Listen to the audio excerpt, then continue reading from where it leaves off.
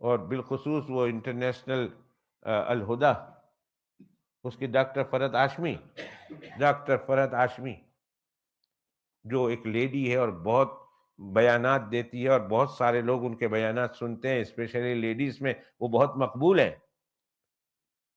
وہ بھی ہمارے یہاں آئی تھی، اور اب تو بہت ساری جگہوں پر اس کے بیانات ہیں۔ ہمارے بری میں آئی تھی کسی کے گھر میں، اور وہیں پروگرام کیا، تو اس نے کہا جو نماز تم سے قضا ہو گئی ہے نا، اس نماز کے تم کو دہرانے کی ضرورت نہیں، بس توبہ کرو اور تمہاری ساری نماز معاف ہو گئی۔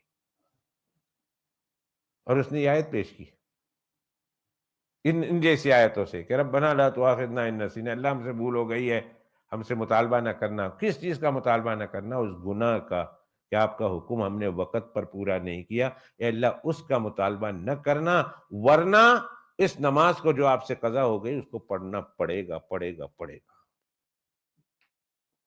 کیا جناب رسول اللہ صلی اللہ علیہ وسلم نے جو نماز قضا ہو گئی اللہ کے پیغمبر علیہ السلام نے نہیں پڑھی؟